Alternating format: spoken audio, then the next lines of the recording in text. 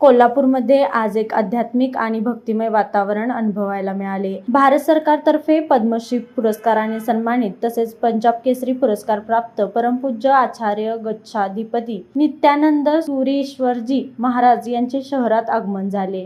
श्री संभवनाथ जैन श्वेतांबर मंदिर गुजरी येथे ध्यानधारणा केल्यानंतर गुरुदेव महावीर नगर येथील श्री वासुपूज्य स्वामी जैन मंदिरात दाखल झाले।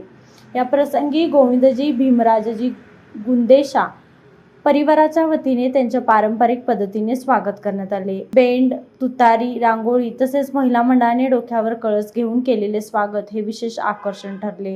यानंतर गुरुदेवांनी कोल्हापूरच्या शक्तिपीठ असलेल्या आई अंबाबाई मंदिरात जाऊन देवीचे दर्शन घेतले। किरणोत्सवाबाबत माहिती घेत त्यांनी आनंद व्यक्त केला। देवस्थान समितीनेही त्यांचे स्वागत करून आशीर्वाद घेतले।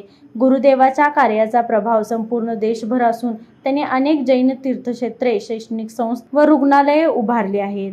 30,000हून अधिक मोफत डोळ्यांच्या शस्त्रक्रिया करून त्यांनी समाजसेवेचे मोठे कार्य केले आहे। कार्यक्रमाला खासदार श्रीरंग बारणे यांच्यासह अनेक मान्यवर आणि जैन समाजातील भाविक मोठ्या संख्येने उपस्थित होते।